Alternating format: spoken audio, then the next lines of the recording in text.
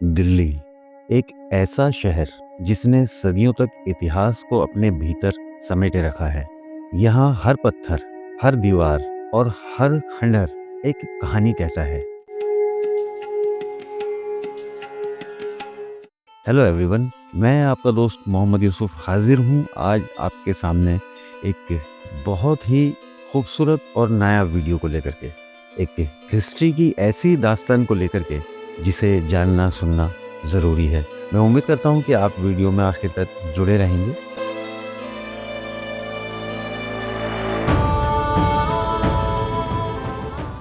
दोस्तों, मैं हूँ यहाँ कोटला फिरोज शाह दिल्ली, जिसका प्रवेश शुल्क अगर आप ऑनलाइन लेंगे तो 20 रुपीज़ है, 20 रुपीज़, और अगर आप ऑफलाइन लेंगे तो ये 25 रुपये का है। मैंने टिकट परचेज़ किया है और अब मैं बढ़ रहा हूँ प्रवेश द्वार की तरफ। बाहर से इसका ये मुख्य प्रवेश द्वार बहुत रौबीला और बहुत ऊंचा।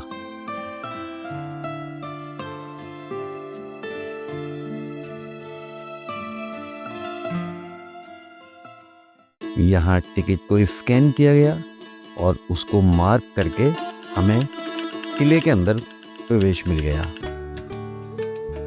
यहाँ हर पत्थर, हर दीवार और हर खंडहर एक कहानी कहता है।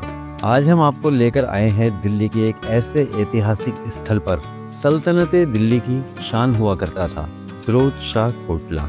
ये जगह सिर्फ एक किला नहीं बल्कि राजनीति, धर्म, विज्ञान और संस्कृति का अद्भुत संगम है। फिरोज शाह कोटला का निर्माण 14वीं शताब्दी में हुआ था और ये उस समय की राजधानी फिरोजाबाद का केंद्र था। 13वीं और 14वीं सदी में भारत पर दिल्ली सल्तनत का शासन था।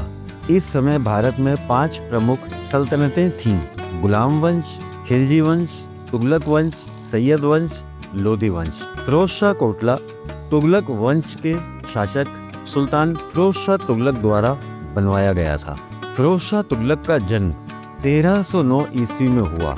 वह मोहम्मद बिन तुगलक के चचेरे भाई थे। 1351 ईस्वी में उन्होंने दिल्ली की गद्दी संभाली, जहां मोहम्मद बिन तुगलक अपने कठोर निर्णयों के लिए जाने जाते थे। वहीं फिरोज शाह एक लोकप्रिय और निर्माण प्रिय शासक थे। उन्होंने नहरें बनवाईं, अस्पताल स्थापित किए, मदरसे खोले, टैक्स कम किए, गुलामी प्रथा को व्यवस्थित किया।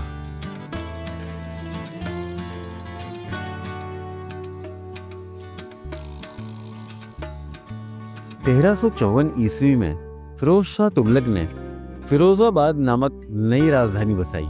ये शहर यमुना नदी के किनारे स्थित था। राजनीतिक और व्यापारिक दृष्टि से महत्वपूर्ण था। फिरोज शाह कोटला इसी फिरोजाबाद शहर का मुख्य दुर्ग था।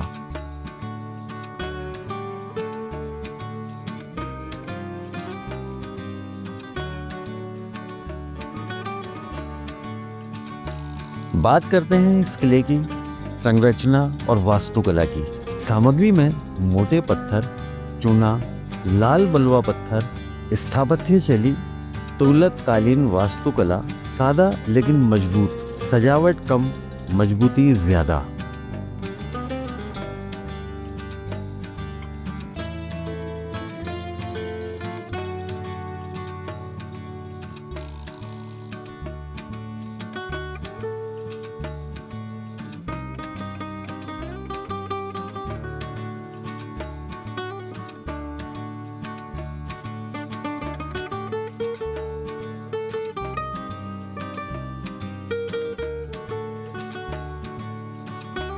दीवाने आम।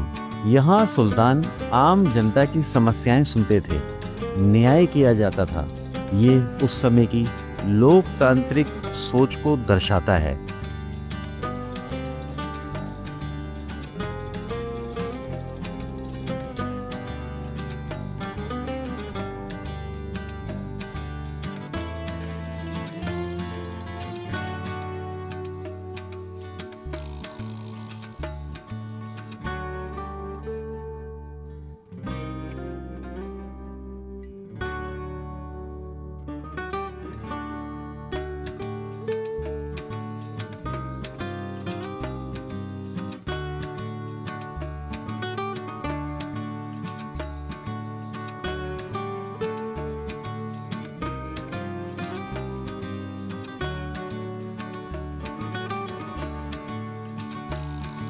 महल और हरम। फिरोज शाह कोटला में शाही महल, हरम, विश्राम कक्ष भी मौजूद थे।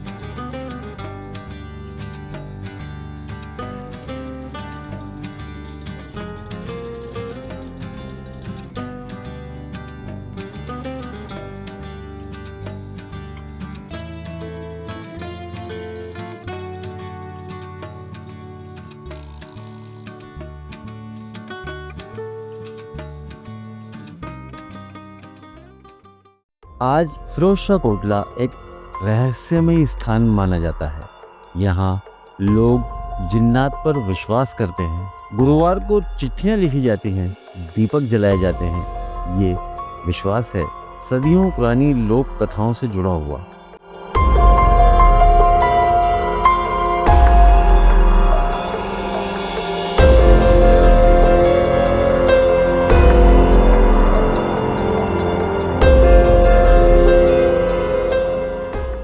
फिरोज शाह की मृत्यु के बाद तुगलक वंश कमजोर हो गया।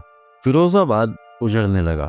तैमूर, लंका आक्रमण, आंतरिक संघर्ष, धीरे धीरे ये किला खंडहर में बदल गया। ब्रिटिश शासन के दौरान कई संरचनाएं नष्ट हो गईं। अशोक स्तंभ को नुकसान पहुंचा। आज ASI द्वारा संरक्षित पर्यटक स्थल है, ऐतिहासिक धरोहर है।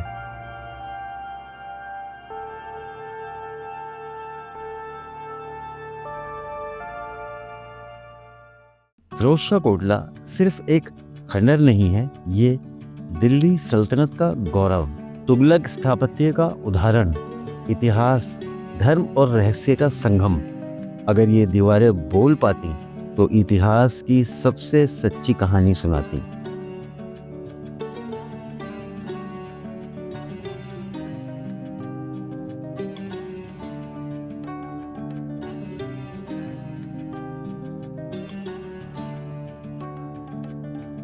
कहते हैं कि दिल्ली 7 ऐतिहासिक शहरों का समूह रही है और इनमें प्रमुख रहे हैं लालकोट, सीरी, तुगलकाबाद, जहांपना, फिरोजाबाद, दीनपना और शाहजहानाबाद।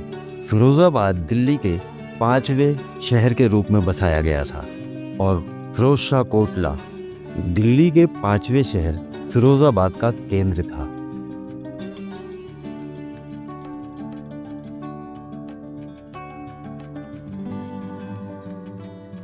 दिल्ली एक ऐसा शहर जहां वक्त रुकता नहीं, लेकिन इतिहास हर कोने में सांस लेता है।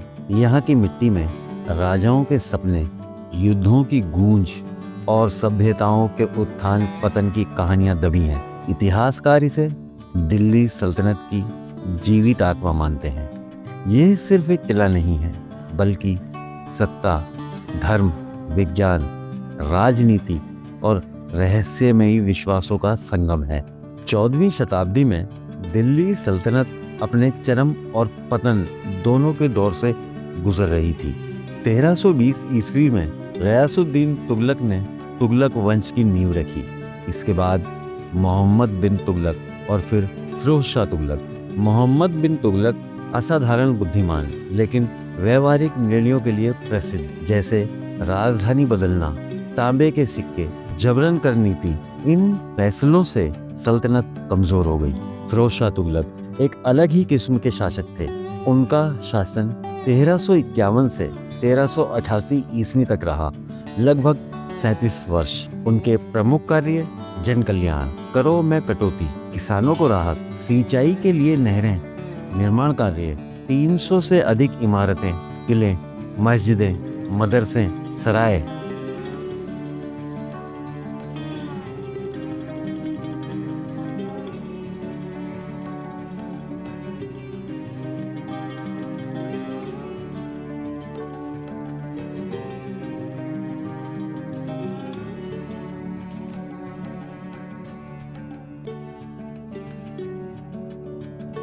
तुगलक स्थापत्य की विशेषताएं हैं मोटी दीवारें, कम सजावट, सैन्य मजबूती, ऊंचे चबूतरे।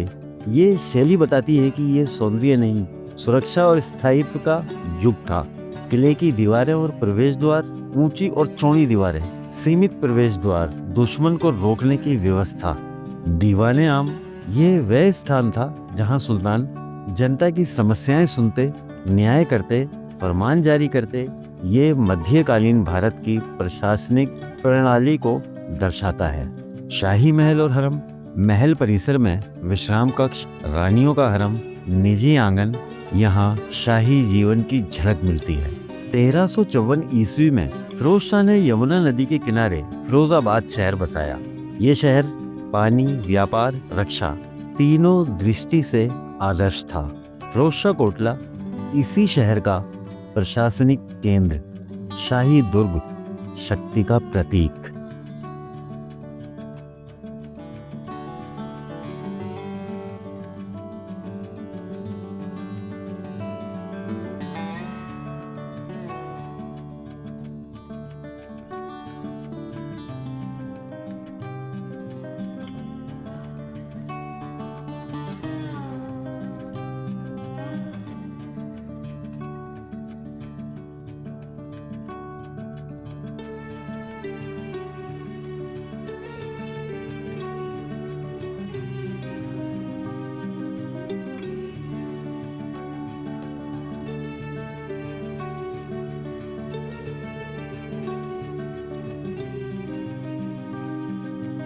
समय के साथ फिरोज शाह कोटला सिर्फ ऐतिहासिक स्थल नहीं रहा, ये आस्था, रहस्य, लोक विश्वास का केंद्र बन गया। आज भी लोग गुरुवार को आते हैं, चिट्ठियां लिखते हैं, दीपक जलाते हैं। यह विश्वास सूफी परंपराओं और लोक कथाओं से जुड़ा है।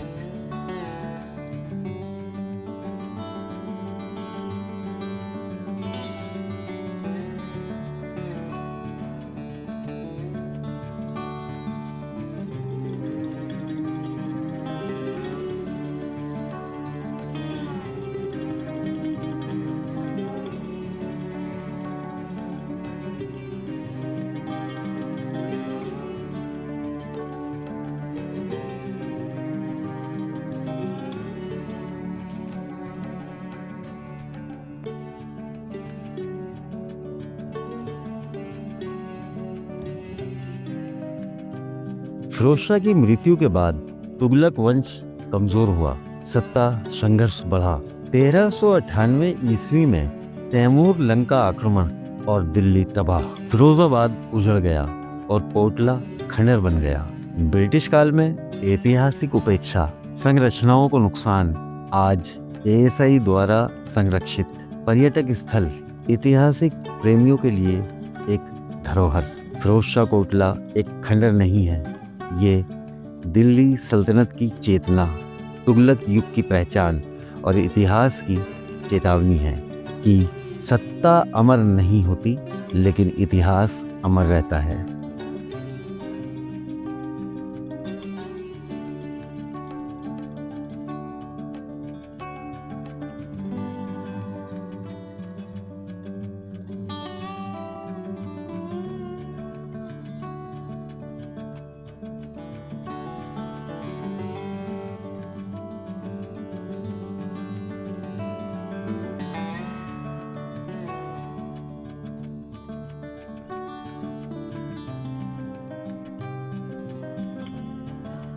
जामा मस्जिद। किले के भीतर स्थित जामा मस्जिद धार्मिक केंद्र थी। ऊंचे चबूतरे पर बनी, साधारण डिजाइन, साधारण लेकिन प्रभावशाली। सामूहिक नमाज के लिए उपयोग, हजारों लोगों की नमाज के लिए।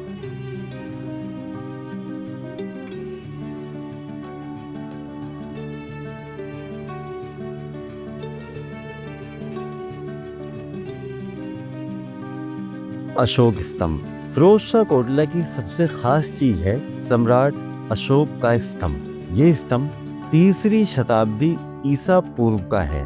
मूल रूप से टोपरा, हरियाणा में था। फिरोज शाह इसे दिल्ली ले आए। इस स्तंभ पर ब्राह्मी लिपि में लेख हैं। धर्म, अहिंसा और नैतिकता का संदेश है। फिरोज शाह कोटला में एक बावली भी है, एक वाटर वेल। ये सिर्फ एक कुआं नहीं, बल्कि इतिहास की एक आवाज है जो कहती है सभ्यता वहीं टिकती है जो पानी को समझती है। फिरोज शाह तुगलक अपने समय से बहुत आगे थे। आज जब हम आधुनिक तकनीक पर निर्भर हैं, तो ये प्राचीन जल संरचना हमें सादगी और समझ का पाठ पढ़ाती है।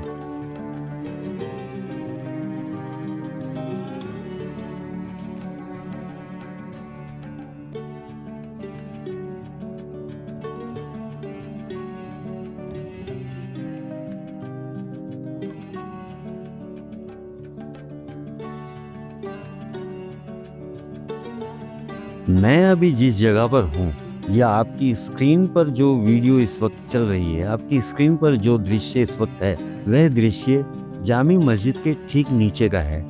ये लंबे गलियारे और इनमें बने हुए कमरे बादशाह के द्वारा सैनिकों के लिए बनवाए गए थे। मैं कभी जब यहाँ बहुत पहले आया था, तब मैंने यहाँ चमगादड़ों के हुजूम देखे थे, बड़े बड़े झुंड देखे थे। लेकिन अब क्योंकि यहाँ ऐसा कुछ नहीं है और एक विशेष साफ सफाई का यहाँ खास ध्यान रखा जा रहा है। पहले ये सब लोहे के दरवाजे भी यहाँ इस पर नहीं लगे हुए थे। लोहे के सींचोदार दरवाजे जो अभी आप देख रहे हैं, ये भी यहाँ नहीं थे, जिसकी वजह से पर्यटक अंदर तक जाते थे और चिराग और दिए यहाँ जला करके यहाँ इन कमरों में आप देख रहे हैं, क्योंकि उनकी मान्यताओं के अनुसार यहाँ जिनों का बसेरा है और उसके चलते ही वो यहाँ पर अपनी शिकायतें और अपनी परेशानियों को चिट्ठियों के रूप में यहाँ लिखकर रख जाते हैं।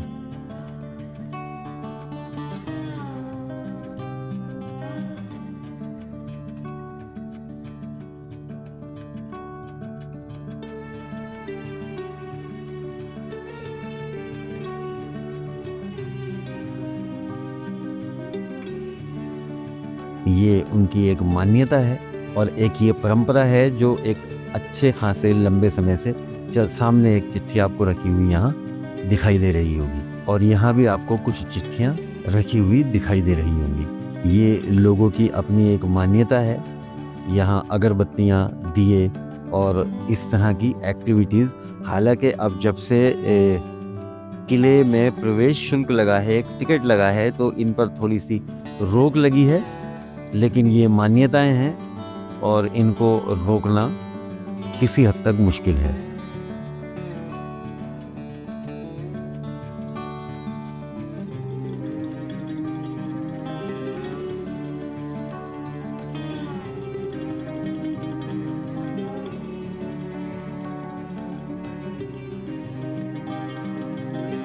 कहते हैं कि किले से 3 सुरंगें भी निकलती थी। एक सुरंग जो कि जाती थी नहर तक। ये हालांकि मैं इसको कोई सुरंग नहीं मान रहा हूँ, ये शायद पानी के जाने के लिए कोई रास्ता होगा, क्योंकि सुरंगें तो अब शायद बंद हो गई होंगी। और एक सुरंग जाती थी जिससे रानियाँ और महल में मौजूद ख़ास लोग जाया करते थे, जो पीर गैप तक कहते हैं कि वो निकलती थी। ये सीढ़ियाँ हैं जो ऊपर मस्जिद तक जाती हैं और ये सामने मस्जिद का मुख्य प्रवेश द्वार। ये अशोक पिलर है और ये सामने जो पिरामिडीय इमारत आप देख रहे हैं, इस इमारत को भी अभी बंद कर दिया गया है।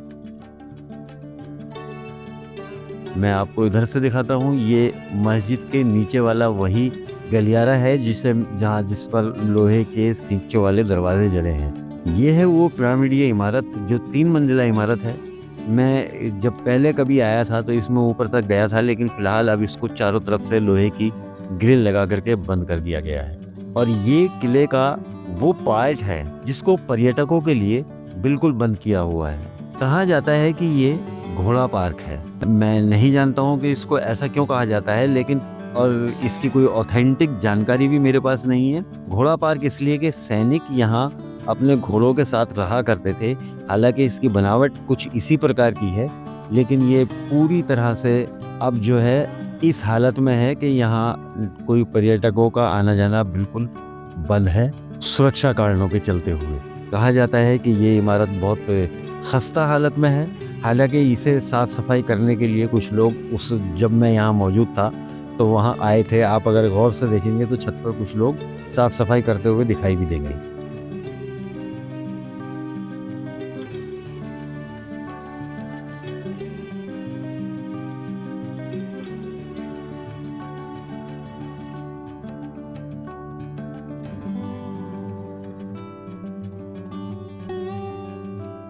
मैं आ गया हूँ यहाँ इस पिरामिडीय इमारत के पास। यहाँ गेट पर ताला लगा है।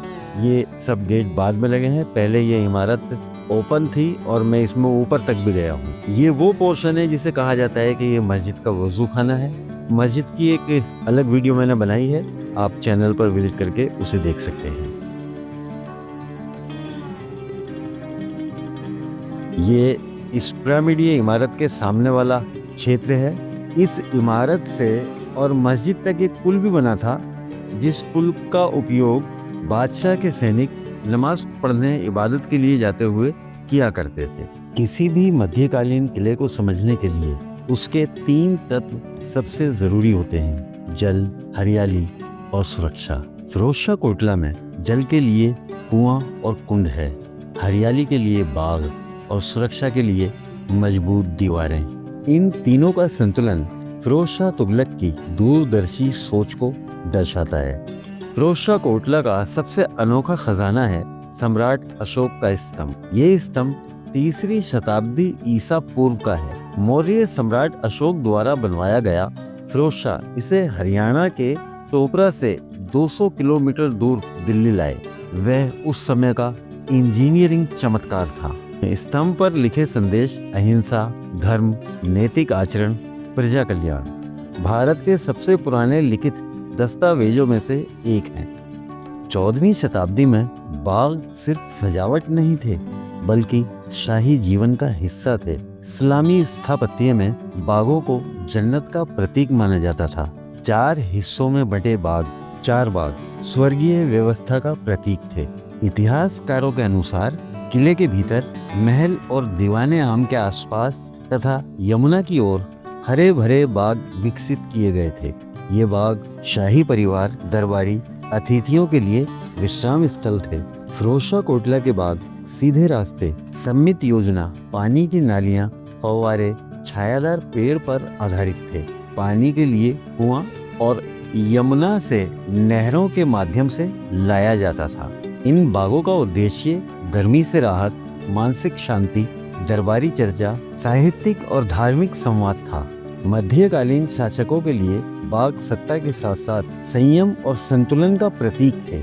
फिरोजशाह की मृत्यु के बाद देखरेख बंद हुई, सिंचाई तंत्र नष्ट हुआ, समय के साथ हरियाली समाप्त हो गई, केवल अवशेष बचे। आज कुछ घास, वृक्ष, खुले मैदान उस गौरव की याद दिलाते हैं, जिनको बहुत अच्छे रख रखाव के साथ जिंदा किया हुआ है। फिरोजशाह कोटला सिर्फ शाही निवास नहीं, बल्कि सैन्य दुर्ग था। दीवारों का उद्देश्य शत्रु से रक्षा, सत्ता का प्रदर्शन, प्रशासनिक सुरक्षा था।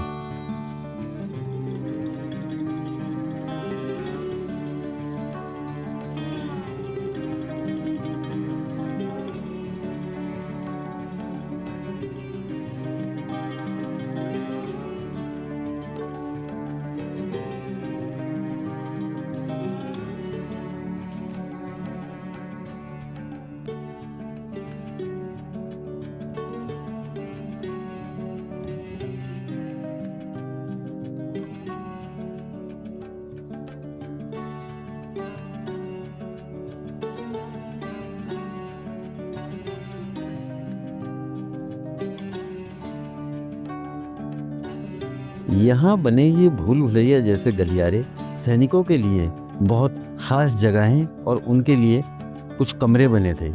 इन कमरों की ऊंचाई भले ही थोड़ी हो, लेकिन ये उस वक्त बहुत उपयोगी रहे होंगे।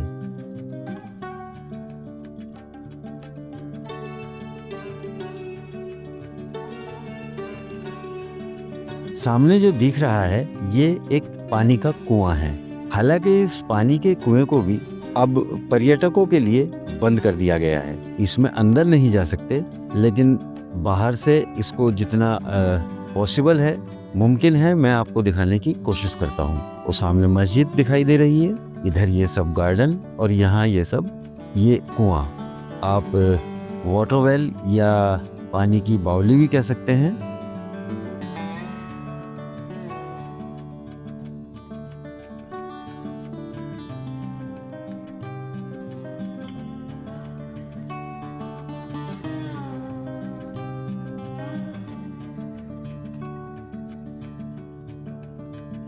यहाँ से कुछ इस तरह ये जो सामने पाइप जहाँ अंदर जा रहे हैं, ये पानी का कुआं है और इसमें पानी मौजूद है। अगर आप सामने दिख रहे ब्लैक को गौर से देखेंगे, ब्लैकिश जो दिख रहा है उसको गौर से देखेंगे तो उसमें पानी के झलकने की परछाई स्पष्ट रूप से दिखाई देगी, साफ साफ दिखाई देगी। तो कुएं के अंदर पानी है और ये पड़े हुए पाइप का जो पड़े हुए पाइपों का उद्देश्य है कि शायद यहीं से पानी निकाल करके यहाँ मौजूद बागों की सिंचाई और पेड़ों को पानी यहीं से दिया जाता होगा। मैं इसको आपको एक इसका राउंड अप लेकर के बताता हूँ और दिखाता हूँ इसकी बनावट।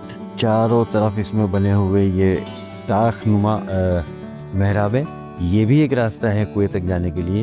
ये कुछ सीढ़ियाँ हैं जो ऊपर की तरफ जाती होंगी, हालांकि अब यहाँ कुछ ज़्यादा दिखाने के लिए है नहीं, लेकिन जो बचा है उसको संजो कर रखने की आवश्यकता है। ये हमारा कर्तव्य भी है और हमारी जिम्मेदारी भी है।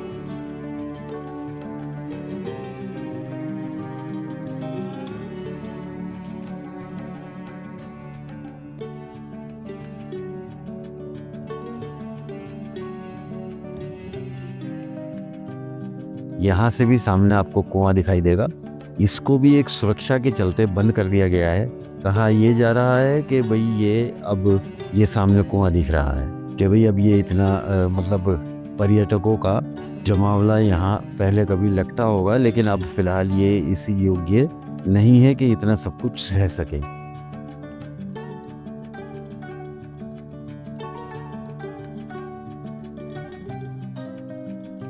ये भी किले का एक मेरी नज़र में तो अननोन पार्ट है, क्योंकि इसके बारे में कहीं कुछ कहा सुना नहीं मिला, लिखा हुआ नहीं मिला है। लेकिन फ़िलहाल यहाँ ये अब जो गार्डन में उपयोग होने वाली मशीनरी है उसको रखने का काम यहाँ हो रहा है।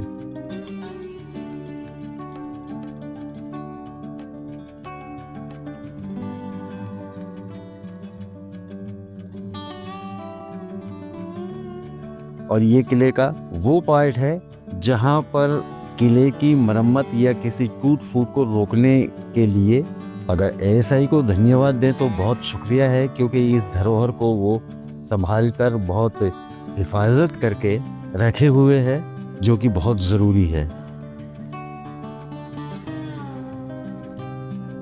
पूरे किले की साफ सफाई बहुत बेहतरीन, यहाँ की गार्डनिंग लाजवाब, हर चीज़ की देखरेख जो है वो बेमिसाल है।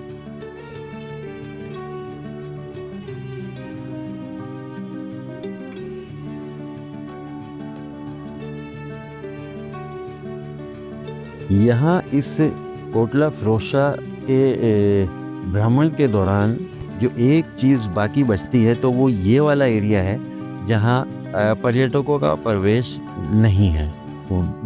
बल्कि वहाँ के गेट पर एक गार्ड साहब भी बैठे हुए मिले और उन्होंने भी मुझे कहा कि भाई यहाँ अंदर नहीं जा सकते हैं।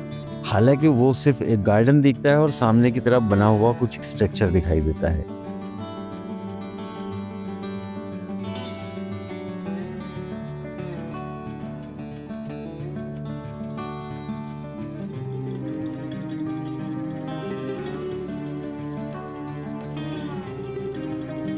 मैं वहाँ तक तो जाऊँगा, यहाँ के मौजूद जो ये अवशेष हैं इन सब से आपका तारुफ, आपका परिचय ज़रूर कराऊँगा। ये वो एरिया है जिसको कहा जाता है कि ये उस तरफ नहीं जा सकते हैं। अब बेसिकली क्या रीज़न है, मैं इतना लोगों के तो कई तरह के आंसर हैं, हालांकि अब उन सब पर तो विश्वास किया नहीं जा सकता।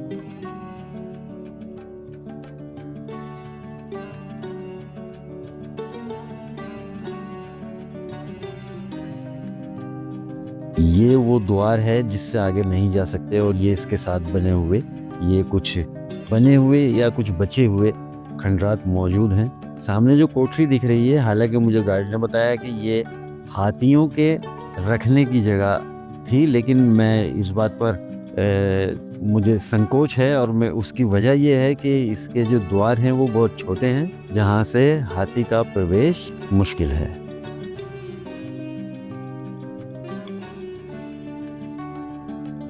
ये इस रूप में ये महल के कुछ अंश अब आपको बचे हुए दिखाई दे रहे हैं। यहाँ के पत्थरों से जिन्होंने अपनी मर्जी से शहर को बसाया, उन्होंने इस किले से पत्थर उखाड़े और वहाँ ले जा करके उसको बना लिया। ऐसा भी हुआ है इस किले के साथ। अब ये खंडहर अपनी दास्तान आपको खुद सुना रहे हैं।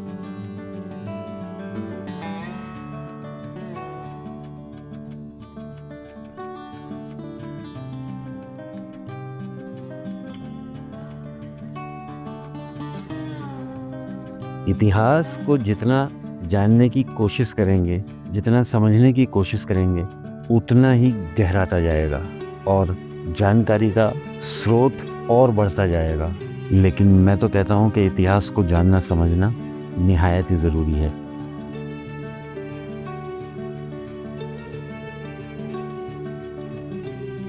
मैं इस गेट से इस तरफ आपको दिखा रहा हूँ।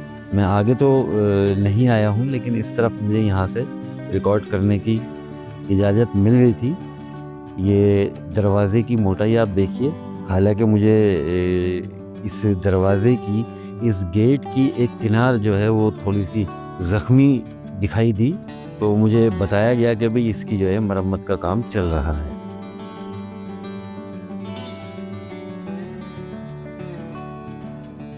ये जितने भी ऊबड़ खाबड़ अनगढ़े पत्थर हैं, इन पत्थरों से जो किनारियाँ बनाई गई हैं वो वाकई कमाल है। एक लेवल और एक सीध में ऐसी सिमेट्री आज के दौर में ये मशीनों के काम है, और उस दौर में ये कारीगरों ने किया था, मजदूरों ने किया था।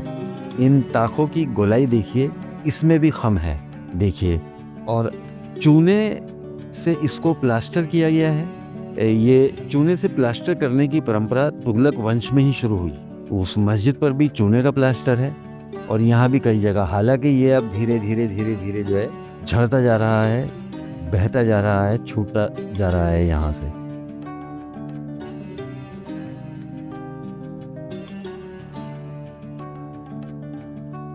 और ये वो द्वार पर, दरवाजे पर जो ये किनारी ज़ख्मी मैंने देखी, तब मुझे बताया गया कि इसकी जो है मरम्मत का कार्य चल रहा है और ये जल्द ही ठीक हो जाएगा। तो इतनी बारीक नक्काशी और इतनी दूरअंदेशी सोचने पर मजबूर कर देगी। इस इतिहास को हम जितना देखना चाहें, जितना समझना चाहें, ये उतना ही गहराता जाएगा, और जब समझ में आता जाएगा उतना ही आसान भी होता चला जाएगा।